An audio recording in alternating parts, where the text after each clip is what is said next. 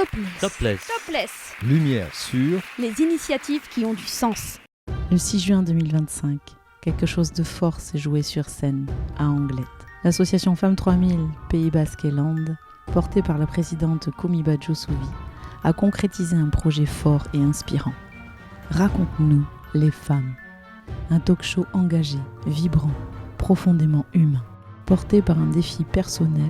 Coachés pendant 3 semaines par 3 professionnels passionnés, 12 personnes ont osé prendre le micro, monter sur scène et nous ont livré une performance inoubliable dans une soirée de partage intense avec le public présent. Bienvenue dans les coulisses d'un projet où la parole libère, relie et inspire. Des graines de courage semées, fortes, sincères, à chaque épisode.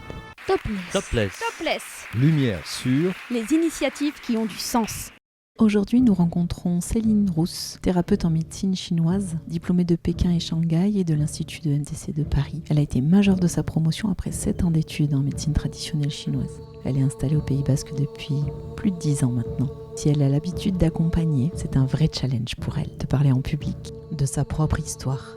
Juste après l'interview, ne manquez pas sa prestation poétique et sa petite confidence en coulisses. Mais avant, le mot de sa coach. Alors, ma première talkeuse, c'est Céline Rousse, qui est dans le soin. Elle pratique la médecine chinoise notamment, et c'est quelqu'un de très éveillé, et en même temps de très, très posé, très ancré. Elle m'a touchée, elle a une grande sensibilité. Elle fait partie des quelques talkers qui, quand ils ont rempli la première fiche d'inscription à la soirée, a demandé à être accompagnée par la poésie. Parce que c'est vrai que quand les gens leur proposent d'être accompagnés en poésie, ça peut faire peur. Hein. Dans l'imaginaire collectif, la poésie, c'est un truc un peu vieux. Voilà. Et elle avait demandé la poésie, donc déjà, ça m'a touchée. Et elle a une grande sensibilité. Et tout le challenge pour elle, ça va être de réussir à passer au-delà de la tétanie qui peut la saisir quand elle monte sur scène. Parce qu'en fait, c'est un vrai défi qu'elle s'est lancée de monter sur scène. Elle a fait un gros travail au cours du dernier mois et de tous ces ateliers d'accompagnement. Moi, je suis déjà énormément bluffée des progrès qu'elle a fait. Je sais qu'au fond d'elle, il y a encore le cœur qui bat très très vite quand elle est sur scène. Mais en réalité, elle gère à max. Et en plus, elle est d'une poésie époustouflante. Donc ça va être beau. Bonjour Céline. Bonjour Gwenaëlle. Alors Céline, si tu devais te décrire en quelques mots, répondre à la question qui semble simple, qui es-tu? Qu'est-ce que tu nous dirais? Quelle question simple. Je suis une femme, une mère. Je suis aussi une guérisseuse puisque je pratique la médecine chinoise, mais plus largement des soins holistiques qui partent de la base de la médecine chinoise, mais qui vont plus loin puisque je m'intéresse aux causes psycho-émotionnelles des maladies. Un accompagnement global de la personne en traitant son corps. Évidemment, les gens viennent me voir pour ça. Je traite le corps, les énergies, les organes. Je donne toujours une traduction symbolique de ce pourquoi ils viennent. Ça amène une grande partie de la guérison, de comprendre le message du corps. Et je me suis formée depuis 4 ans à la numérologie, donc les chemins de vie, la conjoncture de naissance qui donne énormément d'informations et sur la personne et sur le transgénérationnel. Donc ça permet d'offrir la vision des talents à la personne pour voir si elle est vraiment alignée dans son plan ou pas. Et comment ça peut participer à une évolution et un épanouissement total. L'association Femmes 3000, comment tu l'as connue? J'ai connu cette association parce que sa présidente Komiba est une très grande amie à moi. Et naturellement, elle m'a fait part de l'engagement qu'elle prenait dans cette association. Je suis d'ailleurs venue voir son intronisation et je suis de près tout ce qu'elle fait. En plus, je suis de près le sujet des femmes dans la société en général. Donc voilà. Qu'est-ce qui a motivé ta démarche de te poser sur ce challenge des talkers? Alors, pour la petite histoire, c'est Komi qui m'a proposé, l'air de rien, un soir, tu ferais pas un pitch? Et je l'ai regardé avec des grands yeux et je lui ai appris que, en fait, c'était extrêmement challengeant pour moi parce que j'avais beaucoup de difficultés à parler en public. Et elle a été très étonnée puisque comme on se connaît depuis longtemps, elle m'a toujours entendue très à l'aise à l'oral, mais pas en public. Puis très rapidement, le soir même, ça a fait son chemin. Et d'ailleurs, je me rappelle que les 2 premières émotions que j'ai eues quand elle m'a posé la question, ça a été l'appréhension et la curiosité de me dépasser en fait. Pouvoir entrevoir ça comme un avant, un après. La thématique, raconte-nous les femmes, quel sens elle a donné en plus à ta démarche? Raconte-nous les femmes, ça m'a inspirée de suite parce que j'ai un parcours atypique et assez, je trouve pas le mot, turbulent ou mouvementé en tant que femme. Pas seulement en fait, quand je regarde toute l'histoire de ma vie, que ce soit en tant que petite fille, femme et mère. Si je peux tracer une ligne de ma vie, quand on dit raconte-nous les femmes, on dit aussi raconte-nous la petite fille qu'il y a derrière, la mère pour certaines, ou celles qui peuvent pas être mères alors qu'elles en ont le désir. C'est au-delà de la femme en fait.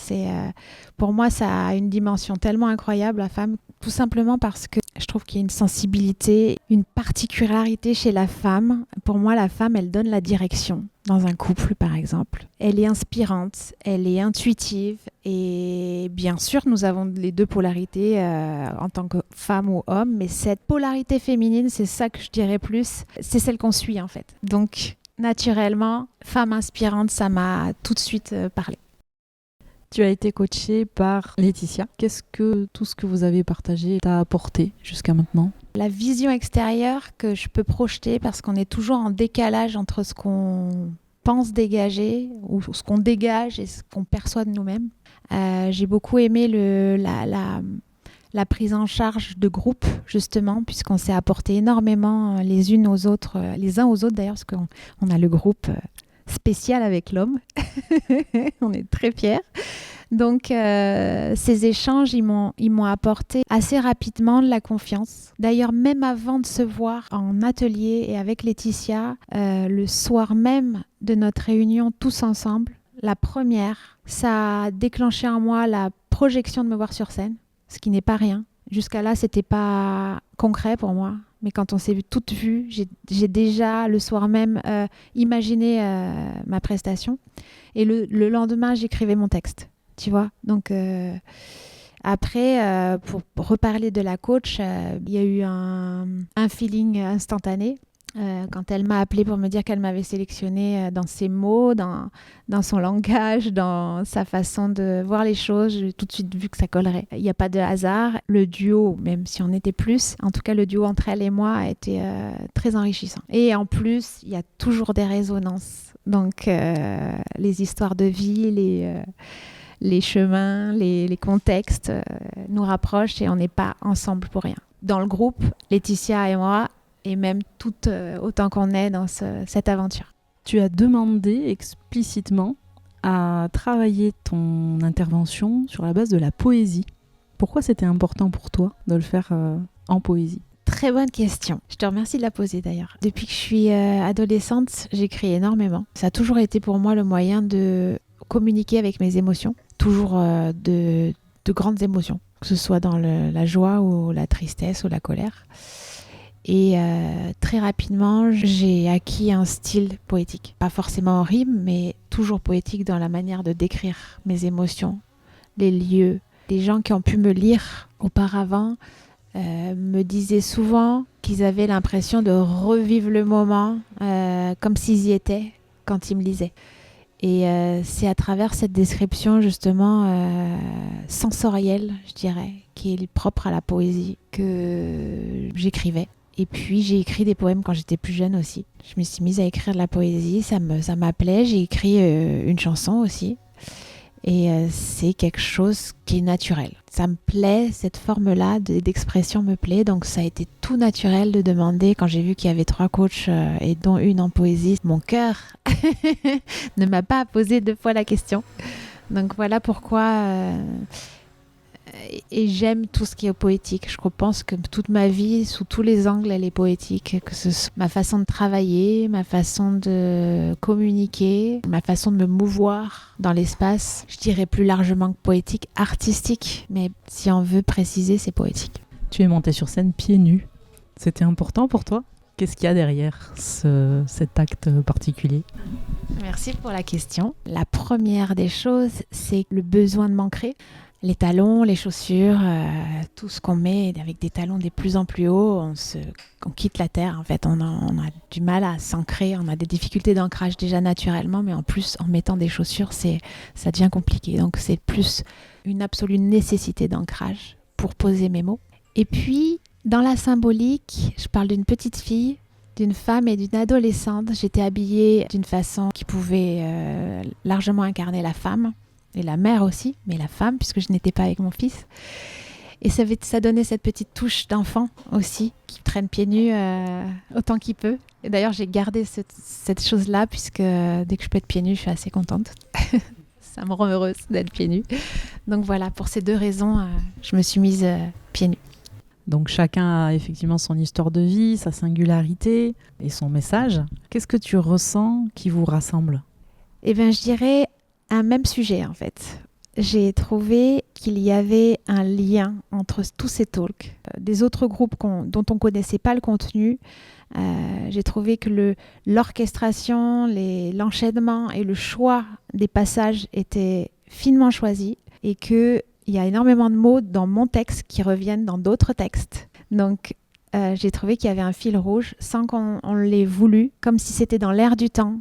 Il y a un message profond, commun à tous les textes. Je trouve ça assez magique. On est réunis sur des sujets aussi communs que fascinants.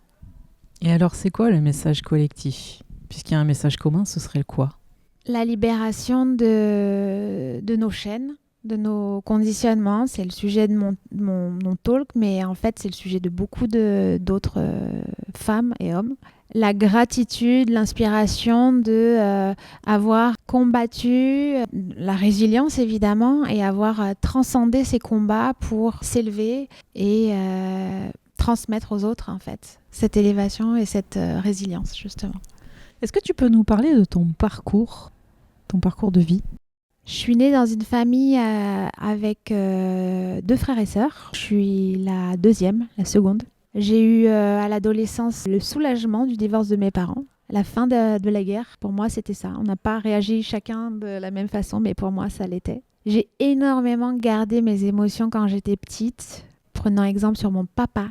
Donc à l'adolescence, j'ai explosé. Et puis, je me suis rebellée. En fait, j'étais vraiment dans un moule de petite fille parfaite pour être bien assurée d'avoir l'amour de ma maman. Et puis, tout ça, ça a explosé complètement, même jusqu'aux études. Félicitations, première de la classe jusqu'en 3e seconde. Et au lycée, j'ai complètement craqué. J'ai quand même fait un bac scientifique parce que je voulais faire médecine depuis que j'avais 13 ans. Pour la petite histoire, parce que ça a un lien avec mon travail aujourd'hui, à 13 ans, je ne comprenais pas pourquoi la médecine séparait le corps de l'esprit. Et je voulais faire médecine, d'ailleurs je voulais faire pédopsychiatre pour m'occuper des enfants pour qu'ils aillent bien. Donc tu vois, je voulais me soigner déjà à l'époque. Et puis j'ai fait médecine, j'ai pas réussi à dépasser la 2e année. J'ai fait un long parcours de 6 ans de différents métiers, différentes formations qui m'ont permis de développer mon côté créatif, qui est présent, très présent aussi. Et puis, j'ai eu mon premier emploi et ça n'a pas fonctionné. Donc, j'ai demandé à l'univers pourquoi j'étais faite, quelle voie je devais emprunter vraiment. Et j'ai eu une réponse très claire dans un livre et lors d'une consultation en médecine chinoise. Pour la petite anecdote, je lisais un livre et noir sur blanc, j'ai lu que le 4 avril était le jour du guérisseur et c'est le jour de ma date de naissance.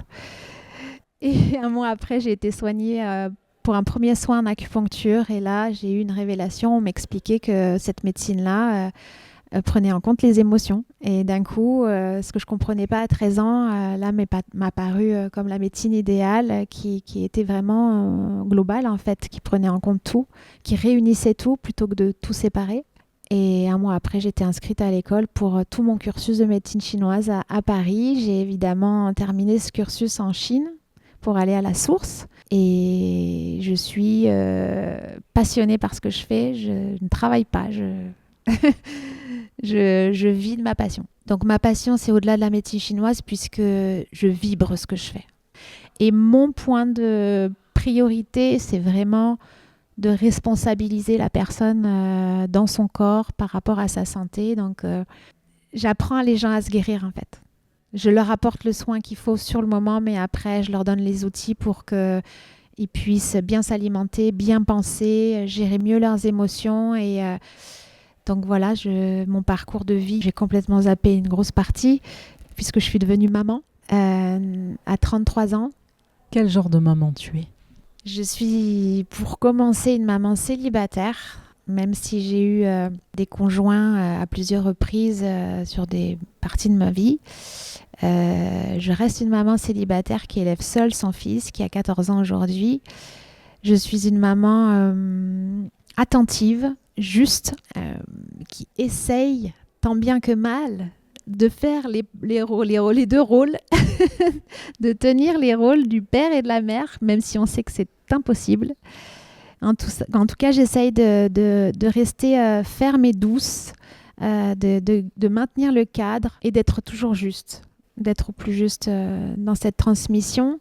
Je suis à l'écoute et j'espère être le moins conditionnante possible.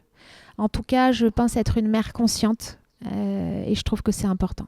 Tu dis qu'on est tous conçus pour briller comme des enfants et que ce sont nos blessures qui font éteindre un peu cette lumière. Tu peux développer un peu ça? Quand on voit un enfant, avant qu'il soit déformé, il brille. D'ailleurs, ça nous émeut. Quand on est sensible à ça, on peut bloquer sur une scène avec un enfant en toute sa spontanéité et être touché et ému par ça parce qu'elle nous rappelle à cette lumière qu'on avait ou qu'on a perdue en grandissant et en étant déformé par ce conditionnement, ce façonnage des attentes, des craintes des autres. On craint rien quand on est enfant. Je l'ai vu, moi, sur mon fils, il avait peur de rien. Parce que j'ai essayé au maximum de ne pas... J'étais consciente de cette empreinte des peurs. Je l'ai tellement vécu que j'en étais consciente. Donc, quand je l'ai élevé de petit, et qu'ils sont aux âges où on met des coins sur les meubles pour pas qu'ils se blessent, ou dans les parcs, on est toujours derrière eux avec la main avant qu'ils tombent. Moi, je les laissais libres, en fait. J'avais confiance à l'intérieur et mon enfant manifestait cette confiance à l'extérieur. Enfin, à l'intérieur de lui-même, mais il me le montrait. Et d'ailleurs, pour la petite anecdote, quand j'étais dans les parcs, qu'il avait 2-3 ans, même plus petit encore, j'étais sereine, je le regardais.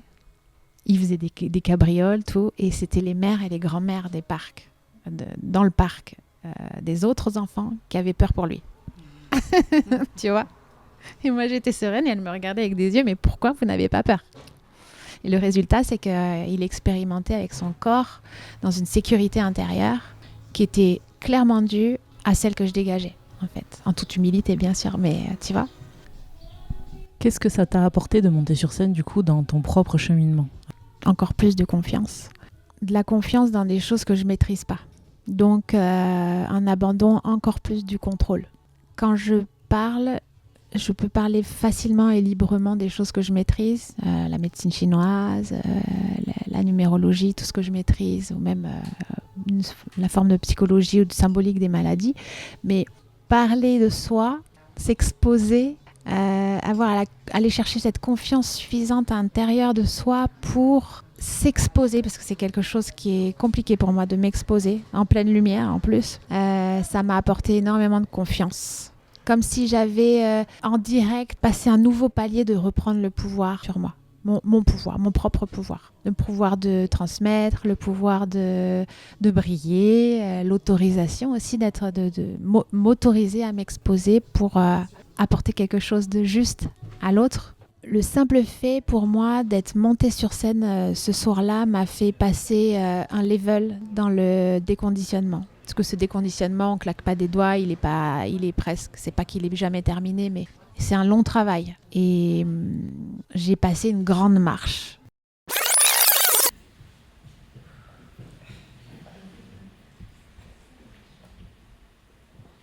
Toute celle que je suis. Je suis ici pour vous parler d'une petite fille, d'une femme, d'une mère de famille, d'une fille qui arpenta les chemins de traverse pour tenter de dissoudre son conditionnement afin de déployer son potentiel de femme. D'une femme qui démontra souvent sa résilience avec l'aide précieuse du fils qu'il a choisi pour l'élever dans ce monde. D'une mère qui élève seule son fils de 14 ans de son combat mené pour transmettre au plus juste autonomie, confiance à ce jeune homme qui croit sans le modèle d'un père sécurisant.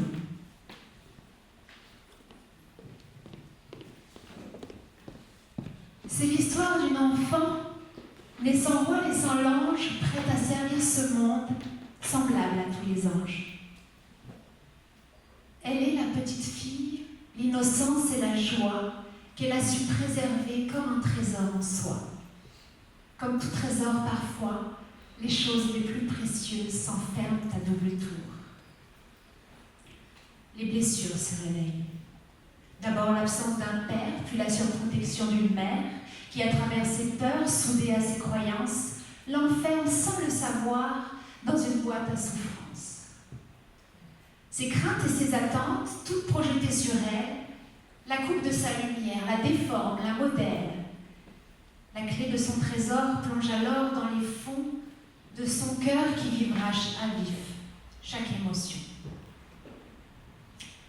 Cette fille au cœur pur, si sensible à l'amour, se sent vite à l'étroit dans ce costume trop court qu'on appelle couramment le conditionnement. Très tôt, elle tentera de sortir de ce moule, ce modèle étriqué qu'on a conçu pour elle. Elle sait d'être incomprise par ses propres parents, de se sentir souvent décalée dans ce monde. La pression trop forte pour se rebeller, elle choisira donc de se protéger.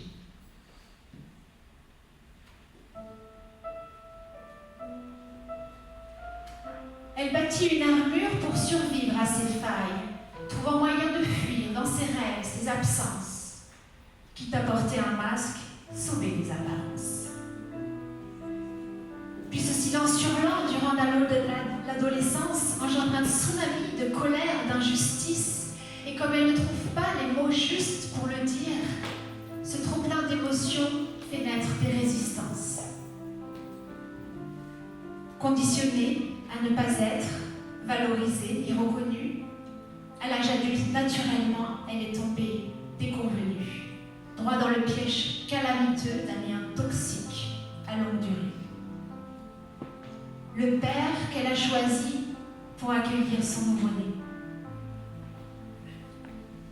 est partie en conquête comme une aventurière qui se mettrait en quête d'une chasse au trésor. C'est donc dans cet enfer qu'elle choisit son retour, comme si soudainement son cœur la rappelait. Prisonnière de cette relation, elle écouta son âme pour sortir de prison. L'enfant tant désiré de cette union est né, cet enfant si solaire est venu l'éclairer pour l'aider à s'ancrer et se reconnecter. Consciente de cette empreinte maternelle de surcroît qui peut élever l'enfant ou l'éloigner du soi, elle prit cet engagement de guérir ses blessures avant de faire le choix d'être mère à son tour. On entend très souvent que devenir maman nous fait toucher du cœur l'amour universel. Mais comment est-ce possible quand on reçoit seulement l'amour conditionné ?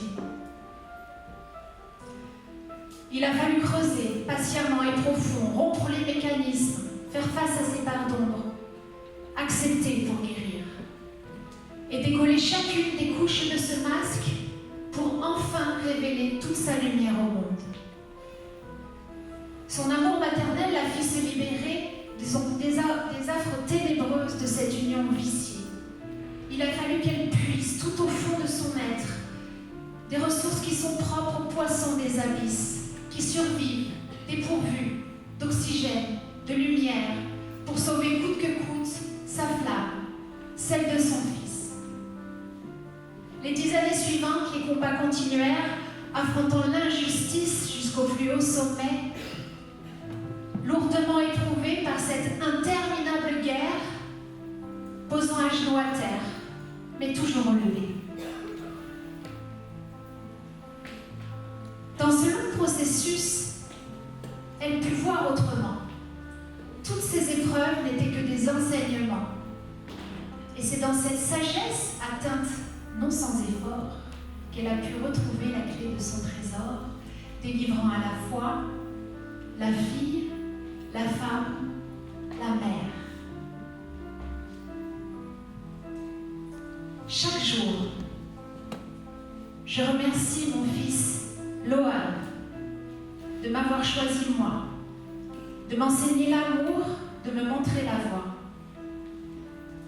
Et de cette belle histoire, je dédierai ces derniers mots à ma mère, à mon fils, qu'ils y trouvent un écho. Aujourd'hui, je sais que notre peur la plus profonde n'est pas celle d'être inapte. Notre peur la plus profonde est d'avoir un pouvoir extrêmement puissant. C'est notre propre lumière et non notre noirceur qui nous effraie le plus. Nous sommes tous conçus pour briller comme les enfants. Et si nous laissons cette lumière briller, nous donnons inconsciemment aux autres le pouvoir d'en faire autant. Et si nous libérons de notre propre peur, notre présence suffit alors à libérer les autres.